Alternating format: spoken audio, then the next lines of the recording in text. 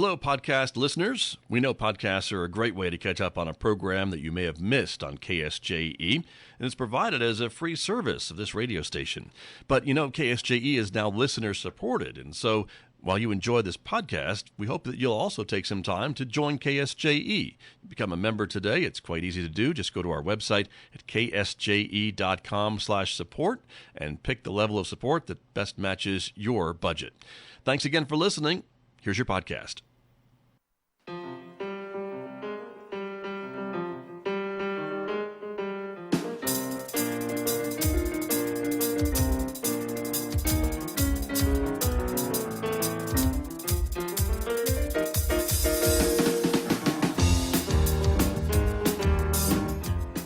12 minutes past 8 o'clock. It is Thursday morning, the third day of April 2025. Good morning, everyone. I'm Scott Michlin. Thanks for tuning in to KSJE 90.9 FM right here in San Juan County, New Mexico. In Durango, Colorado, we broadcast at 103.3 FM. And if you're listening anywhere else on the planet, you've gone to our website to do that. It's ksje.com. Welcome also to our viewers who are joining us this morning. The video of this program is streaming out live to the KSJE Facebook page and also to our YouTube channel. So welcome aboard, everybody. So glad that you're with us. Coming up in the next few moments, my regular visit from archaeologist Paul Reed. He'll be talking about some of the work he is doing all across our state and the Southwest, talking with indigenous peoples, of course, and getting their input on some of the work that he does. That and more coming up in the next few moments right here on KSJE this morning. And then later on this hour, we'll be checking in with Thomas Heuser. He is, of course, the maestro of the San Juan Symphony. Thomas will be talking about this weekend's upcoming concerts of the San Juan Symphony in both Durango and Farmington, their season finale. So we'll learn more about that coming up later on at 8:50 a.m. on KSJE. That paves the way for Mick Hess, our classical music host, of course, roving with the arts, beginning after the news at 9:06 next hour right here. Don't forget, you can also connect with us on X and Instagram, and if you're a podcast person, you can find KSJE Podcast at places where you're probably already listening to podcasts. So subscribe and discover a new local program that you may have missed recently. Outside our studios here at San Juan College, it's currently about 32 degrees this morning. We are expecting a partly cloudy day today. There's still about a 50% chance of a scattered shower or snow flurry developing throughout the day with a high of only 42 in Farmington today. Partly cloudy tonight, the low down to 28 degrees. Tomorrow, another chance for scattered showers with a high of 49 on Friday.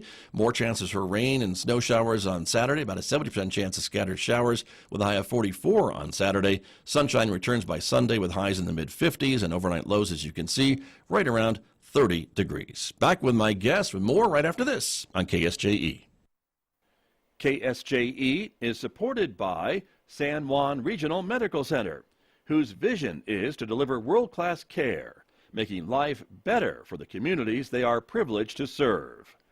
Offering a comprehensive range of inpatient, outpatient, and emergency care services so residents can live life better here. San Juan Regional Medical Center, community-owned and operated, here for you.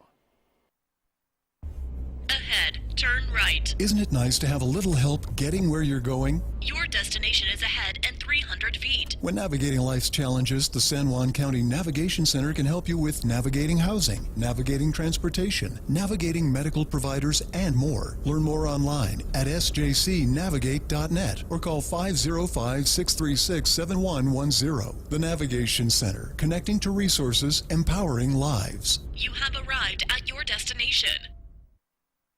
Back in Studio A this morning with my guest, as I mentioned, archaeologist Paul Reed is joining us. And guess what? He's not actually in a little screen. He's actually here in the studio in flesh and blood. Paul Reed, good morning. Scott, welcome back. I'm so thrilled to be here. It is me. It's not an apparition. It's really you. I can put us both in the yes. little boxes, but you're right here. I can actually reach over and kind of get my hand almost in front of your camera over there. There you go. But yeah, so it's amazing to have you here in person, and welcome. Great to have you here to talk about the work that you do, as I mentioned, and the reason that you're here, because, again, you'll be giving a presentation later on today, as it is, right? I will. Here at San Juan College. Yes, Dr. Andrea Cooper invited me a couple of months ago to come speak to students and others who are available. Right. At 3 p.m. today in room 1925. I'm going to be discussing really the work we do with Indigenous Tribes and and hopefully, ideally, trying to help right some of the past wrongs Right. that happened with anthropology and archaeology, and a very colonial practice, as we've talked. And we're decolonizing it. Really, is the way to talk about it. So, Sure. yeah, it's an exciting time. Exactly. And Dr. Cooper, of course, is a great professor here at San Juan College, and certainly I know is a great fan of yours, and at least our discussions, I know she listens and watches, I think, whenever you're on, which is great. Thank you. Shout out to Dr. Cooper. And great to have you here. And so that's kind of a little bit about what we're going to talk about this morning as well, right, is some of this work that you've been doing, correct? Right, exactly. Yeah, I just wanted to do a little chat, kind of help set up the talk, and really just kind of update listeners on programs that we have that are actively going on, and the way we're, again, trying to remake American archaeology, at least in our little corners of the world.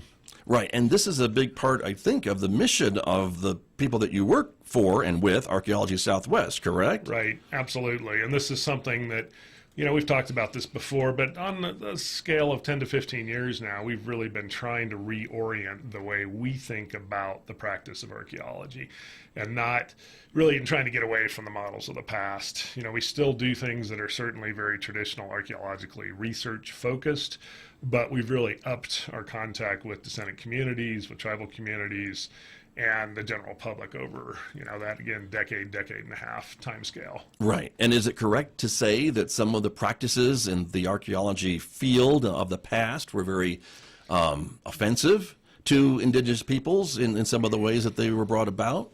Absolutely.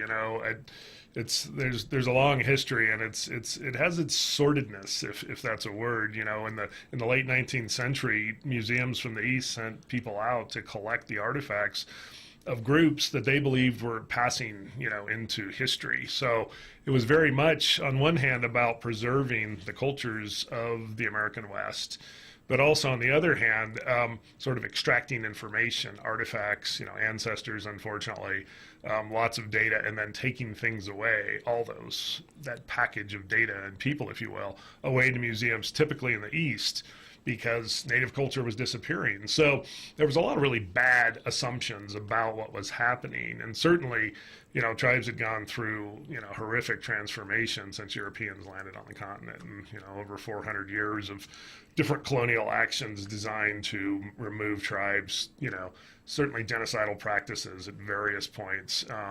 And ultimately, then we're going to put tribes on reservations, and, that'll be fine. And then we'll see what happens. And then later they'll just become full-time regular American citizens. So, Right. kind of the really bad part of the melting pot theory. And, I'm very thrilled, and I know all my indigenous colleagues and friends are, that, indigenous communities, native communities in America are persistent. They're here, they're strong, and, they still have a lot of struggles. But anyway, we're trying to redress a lot of that past in the work we do and in the work that our colleagues do in different Right. organizations. Sure. But to be clear, it wasn't bands of archaeologists going around doing this to these indigenous peoples necessarily, but it was the world that they were living in. And I guess when they Yeah. got to a site, then and finding no maybe current inhabitation, they didn't have the knowledge, I guess, to link maybe that to current peoples in their time. Is in that part, it's how it happened? complicated because, there was an organization that was founded called the Bureau of American Ethnology in about 1880 or so. And it was tied to the Smithsonian. And they sent expeditions out west to study the living people, so to do cultural anthropology in some ways not unlike what we do today, and then to work on the archaeological sites, and sort of a more integrated approach to anthropology, which ironically split then at some point in American archaeology in about the 1950s and 60s. When we started to date sites, we radiocarbon dating, we started sourcing, and archaeologists got very scientific, and they stopped talking to the living people, and really just focused on, the archaeology of the past. And so departments got real fragmented at that point, anthropology departments. So the cultural people were over here. You had physical anthropologists like our very own Dr. Cooper. We had linguistical anthropologists doing this, and the field got really splintered. So that affected archaeology tremendously because we were no longer trying to work with indigenous communities to understand their places of the past. We pretty much pushed people aside, said, go talk to the cultural anthropologists. They'll collect your oral history, your stories. And there was definitely sort of a denigrating view of that, Right. that folklore, myths from groups couldn't help us understand the past, which to my mind and to a lot of people's minds is completely ridiculous. But that's the way the field went. When I came up in the mid 80s, that's the way we learned things. We were archaeologists, the cultural people were over there. And I was fortunate to go to New Mexico State in a relatively small program. So I knew the linguists, I knew physical anthropologists, I knew cultural people. In big departments, you don't talk to those folks. If you're an archaeologist and there's 100 archaeological grad students, right?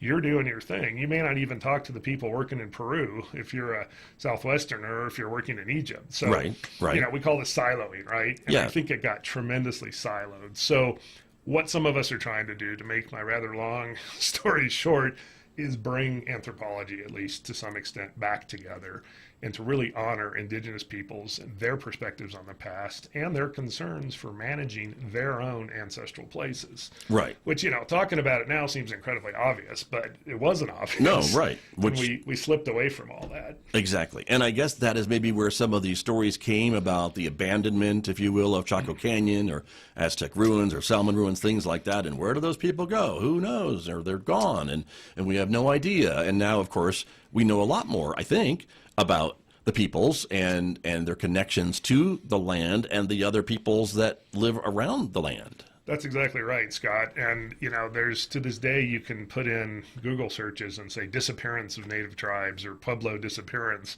and you'll get all kinds of crazy theories about what happened to the people who actually live all around all of us here in the Four Corners states, So we don't have to go across the landscape tracking down descendant communities. They're literally right here. And so this is why in the work that I do, and when I talk about things, I don't refer to Chaco as, quote, a lost civilization. That's a really bad way to talk about it. Certainly the And isn't it achievements- insulting to people that It have is. links to it? It absolutely is. But the irony is the people who have talked about, lost civilizations think they're honoring that past and saying, hey, these folks achieved amazing things.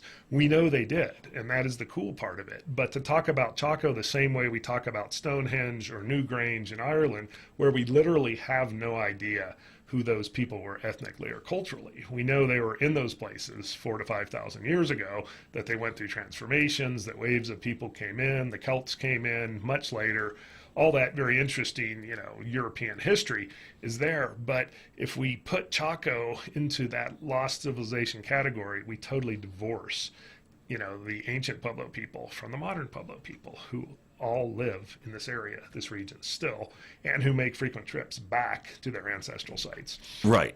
That's what we're losing. So we're just trying to reconnect the real obvious dots that have been there forever. And that's not necessarily a new phenomenon, is it? That the current Pueblo people make trips back to these areas, and so for whatever reason, 100 years ago, just the archaeologists didn't make that connection, or weren't talking to the people, I guess, in discovering that connection? Yeah, it is really somewhat mysterious to me as to how sort of that severing happened. One of the earliest expeditions into Chaco, the most well-documented one, was a 1849 trip by Okay.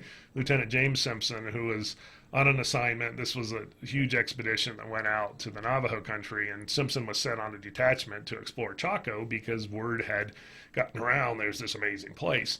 So he went in there. Well, his guides were talking about, quote, the Aztecs, in part, having built this great society and these ancient sites. And it was kind of like, really, they just passed through the Pueblo country, because to get to Chaco from Santa Fe and the seat of the territorial government, once Along the Rio Americans Grande, took right? over, you come straight west and you pass right by Jemez. In fact, one of Simpson's guides was a man named Hosta, who was the governor of Jemez Pueblo at that point.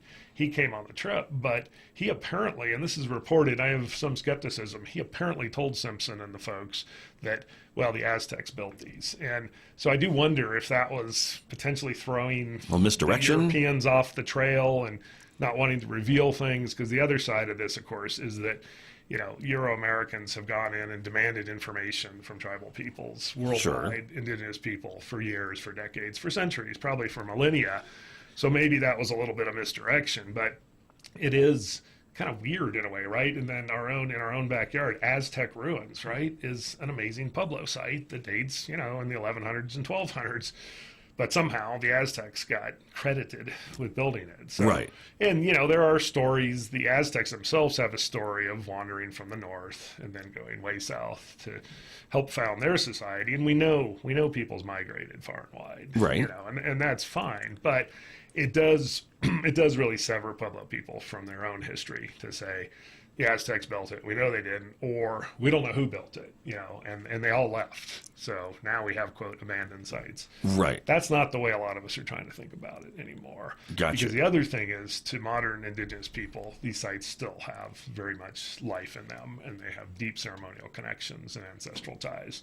So they're not abandoned. Right. Excuse me, in any sense of the word. Right, exactly. And that is a lot of the work that you are doing with these current Pueblo tribes and governments and tribal councils and things like that. And so then now, and it's not just you, but is this still an accepted, I guess, understanding in the archaeological community, or are there still some holdouts that are maybe a little bit tougher to explain it to, I guess, or to come to the understanding that there are connections between the Pueblo and Native peoples with these sites? No, I think the connections are pretty clear to people, so I don't see a lot of people resisting that. What they are resisting, though, in other parts of the state, and in the West, is working with indigenous tribes as they try to do archaeology. And again, this is just the severing of the practice. Archaeology's over here, cultural work's over here. Now, I think one of the positive changes I have seen over this decade and a half or so is more and more archaeologists becoming interested in having the descendant groups have a role in what's going on in studies. In fact, the magazine I brought is, This is not our most recent one, so I'm kind of teasing everyone. We have one we just put out on Mesa Verde National Park, which I actually didn't bring a copy of that one, but if you remember, here's the shameless sales pitch. I think for only $30 a year, you can get our magazine. But this one was the prior one, so it came out in the fall. And basically, better for it is a metaphor. We're talking about doing collaborative work with tribes and with descendant communities. So anyway, the point is, let's not do our archaeology over here and not involve the groups who care the most about a lot of these sites and landscapes. Right. And I guess the other thing, too, is there's a big push, I think, part of it from you and your organization, Archaeology Southwest, the organization that you work for, and to get more Native American archaeologists into the field and going through the educational process to get the degrees and the certifications to do some of this work and actually have that really first degree perspective of what's going on? Right, exactly. So with the field school that we do every year, we set aside money for scholarships for indigenous Native folks to come and do it. And, and we're really trying across, I think, our universities in general to get more and more enrollment of Native and indigenous peoples. But, this circles back in part to the idea of archaeology and that kind of work not being a good or not being seen as a cultural good for a lot of these communities. So that's part of the process we're going through to try to have folks understand that we are in sort of an evolutionary part. We're in an evolutionary process to change the way we're practicing it. And one of the interesting things about this is, obviously I'm a non-indigenous person, and people can look at me and say, well, okay, is he just another do-gooder, right? Passing through the area. My friend and colleague Dr. Wade Campbell is a Dene person who's from Window Rock area in a community not too far from there. Wade goes out and does work. He's actually a professor at Boston College. And so Wade goes out and works in different points on the reservation and often gets questions himself from local Dene folks saying, why are you doing the white man's archaeology? So Wade really has to do a lot of sort of counseling, if you will, and explaining that he's trying to transform American archaeology in an indigenous way, by himself being an indigenous person. But he encounters a lot of resistance and folks saying, maybe you shouldn't be doing this kind of work. So I talk about Wade only because that's an example of how difficult it can be to practice archaeology in communities where archaeology is not a good word. Right. So, we have a lot more work to do there. And that's in part what I want to talk about this afternoon. Sure. And the talk later is what we're trying to do to sort of redress that. And, just hopefully through time and, showing up in places and saying, look, this really is a different approach. Right. And Very true. things can be different than they were in the past. Right. But then part of that too, for me, Scott, is offering apologies to people when I see them face to face for these prior practices, which were incredibly harmful to groups. So I think we have to come to it with that authenticity and some humbleness and say, these were bad practices. So From not that long ago. not that long ago Is the other point that I think is important to make. And a lot of times people want to push these things way into the past because then we're detached from them. But this isn't that long ago. Only a generation or two. Right, exactly. So we as archaeologists with consciences, and the desire to make things better, need to really work hard on that and pull people into our projects. So Exactly. That's my usual. When I get on my Your soapbox? my soapbox, Yeah. that's what I want to talk about. That's a good soapbox to be on, though, and I think a good message to hear. And are some of these academic programs maybe expanding the scope a little bit to maybe have, if you're in School of Archaeology, are you getting a little bit of a class or required to take a class maybe in some anthropology or things like that to maybe break down some of these silos for the future folks who'll be going into your profession? Yeah, that's a great point, Scott. I am very encouraged by seeing that in my younger colleagues. So folks who are, between mid-30s to, just a few years younger, who've come up in programs where they're trying to do more of the four-field, which is all four fields, and requiring students to spend time doing, at least understanding cultural anthropology, and then as they're doing their own research, being encouraged to do some collaboration as much as possible. I think we've got a long way to go in the academy still, and part of the issue I see is people my age and older have not developed the ties, a lot of them, if they haven't done collaborative work with tribes. So they're not able, for example, to say, hey, I've got 5 master's students and I'm going to have them come out because I'm going to work with Zuni this summer. Right. If they don't have that connection, they're not doing that, the students aren't going to get that exposure. So, but nonetheless, I am seeing a lot more of that in different programs, and especially with younger scholars. So, Nice. so that makes me very optimistic for the future. And just having these discussions, a lot of times I kind of get those looks like, okay, here, I'm not quite a boomer, but it's like, okay, boomer, right? All the cultural memes about the older person saying this and this, but for a lot of my younger colleagues, they've already gotten it. So if I'm saying it, they're kind of like, hey, finally, you came around to what we learned. Right. So that's very encouraging. That's a good thing, sure. And I guess, too, we talk about a lot of the building of trust in this field as well, right? When you're going out into these very sensitive, maybe, areas, and being able to explain to the indigenous peoples and folks who have these connections that, you're going to be respectful, but you're there to do the research. You're there to kind of see, what you can learn from these specific sites. And that takes a while, I guess, to develop that kind of a trust, does it not, over what's happened in the past? It does. And there are situations where discussing places with people, they may want to talk about things, but they don't actually want any of that information to go anywhere else. And so this can be a challenge. You mean there are things that we don't talk about on this show? Yes, that's right. And anybody who has worked extensively with tribes has sort of this, I'd say, in some cases, people who've done it for decades, vast amounts of information that they're holding on to, they're never going to publish, but they felt like working with tribes was a very important thing to do, and not just to produce that next publication. So this is a real change as well, and I think our organization is trying to do this where we don't, have these requirements where you got to put out 2 or 3 articles every year. Because if you're in a high-achieving academic program and you're trying to get tenure as a young or even a middle-aged professor, you've got to do your publications. So if you're working with tribes in a situation where there's confidential information, you're perhaps trying to help tribes understand their own past, but not for any goals of your own. That's pretty big. But then you're not going to get publications that count towards, your tenure goals. Right. So that's a big challenge. And I think, since we want to deconstruct everything, Scott, the academics really need to change some of that approach as well. And that's not just anthropology. That's pretty much across every field of study. You have to publish. The publish or perish thing is very real. At that level, fortunately for us, we are an independent nonprofit. We're doing a lot of different work. We do federal contracts, we do private work, we do donor-based study, donor-supported studies. Mm-hmm. So we have the ability to develop the relationships without having to end up with a publication at the end, which might mean talking about things that maybe folks didn't want you to talk about.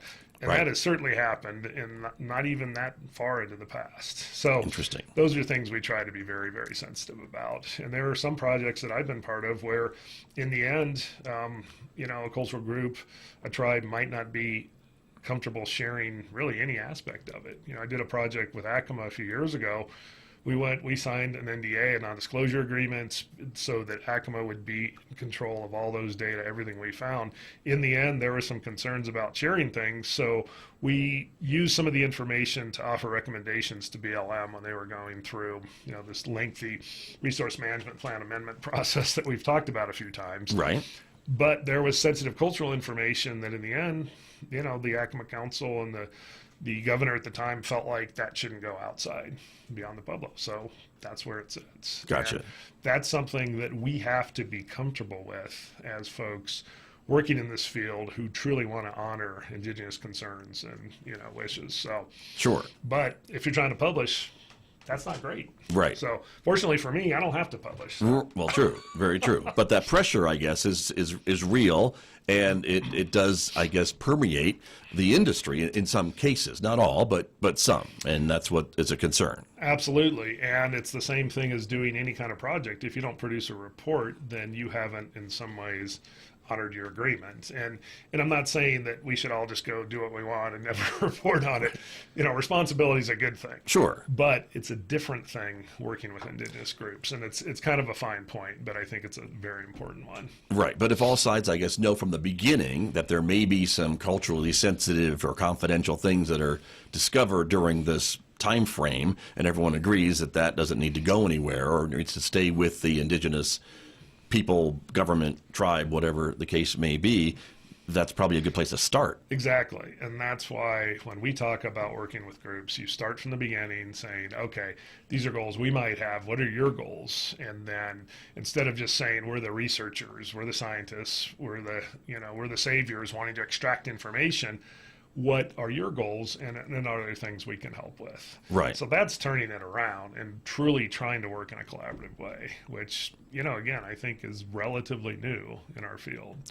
And from the tribal perspective, I guess the other question I would ask would be, what's the reaction been from them to suddenly maybe be asked, what do you think about what we're doing on your sensitive, culturally significant lands? Or how do you think we should proceed? Or what would you like us to be cognizant of as we traipse around this very sensitive spot? Right. I think, a lot of the groups I've worked with are thrilled. They're very happy that we're doing this. But one of the things we bump up against then, if we're wanting to partner and have groups out in the field, even if we have funding, a lot of times they don't have the personnel. So the capacity issue is really big. And that kind of leads us back to getting interested tribal members into different programs to get the bachelor's and the master's degrees and PhDs that are necessary to do some of this work.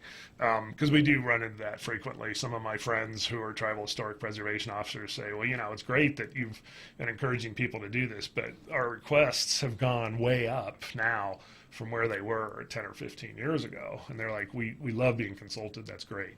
But for a lot of this, we have to say we're just not able to be involved at this point in time. So that's something that we got to continue to work on. Sure. As well. Sure. And try to support. Right. But it's going in the right direction. I think so. I definitely think so. And it's not that everything is perfect. There are missteps and we have miscommunications. So that's why kind of circling back to the relationship part of it. I know on a prior show, Scott, I talked about a collaborative model with tribes that we put together with 4 R's. The first R is relationship, and you have to build a relationship with folks to be able to do anything. So that means you can't go in and say, hey, I'm Paul Reed from Archaeology Southwest. Here's a 900-page report we did on some sites that we understand might be ancestral sites for your group. Right. Can you review this in 30 days? And obviously this sounds really ludicrous to talk about it, but that has been in the past a model that some federal agencies and some groups have used that, well, we need to get tribal input, so we're going to send them this massive report. And and maybe the hope there from the part of some is, oh, well, they're not going to have time. They won't review it. That's not collaborating. That's not really consulting. That's checking a box and saying, hey, we were supposed to do it. We did it. So Right. the way to not do that is to start a discussion as early as you have a project or you want to do a project, and say, who are the groups who might be interested? And sure, you send out some letters and some emails, but then make some visits, make some phone calls, start to build those relationships. And I think I've been really fortunate with the work I've done to have a lot of those in place now. So if we have a new project, I can talk to folks who are my colleagues and in many cases my friends and say, are you interested in this, and how can we move forward? But it took time to build those relationships. And again, this sounds very obvious to talk about, but it hasn't been the model that's been Right. pursued at all. And on the part of the federal agencies have a requirement to consult. And I think some are better than others, but a lot of times they'll do the same thing. They'll send a letter and say, well, we contacted 30 tribes and only 2 responded. It's like, well, have you met any of the people that you sent letters to? Because if you haven't met with folks initially, or at least had a phone call, that relationship, you can't just snap your fingers and create it. Right. It takes time, just like any of our relationships in the world. So again, that's kind of back to this is fairly obvious, but you have to build in timelines that allow visits, contact, and what I would think of as non-extractive visits, where you're not going, hey, I want to go ask you about this site and pick your brain and find out all this. That's not what any of the indigenous groups I work with want to have, is somebody they've never met coming to them and saying, hey. Seems very pushy. Very, very pushy. Yeah. And it's just, who wants to deal with that? Right. So anyway, we've learned some of those lessons, and I think we're better understanding how to build the relationships and actually end up with something at the end of a project that maybe meets our anthropological archaeological goals, but more importantly meets the goals of the indigenous group that we were partnering with. Sure. To the extent that they have overlapping interests. And sometimes we get responses like, we're really not interested. It's like, well, that's great. Right. It's good to chat. We'll move on and get back in touch next time. I was going to say, that doesn't necessarily end it, but it maybe puts a pause and a break, Right. and you can circle back around perhaps and try it again. And sometimes the timing is just wrong. Yeah. I've been doing a multi-year project down at Petroglyph, and some groups connected immediately.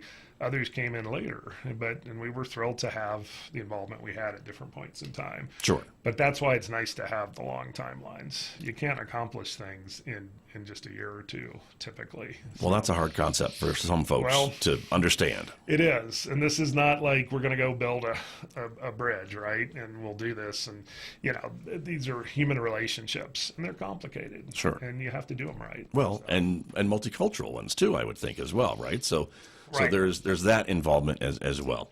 Well, Paul Reed, I'm sorry to say we are out of time. It flies by whether you're here or in some other remote location, but it happens every time when we get together.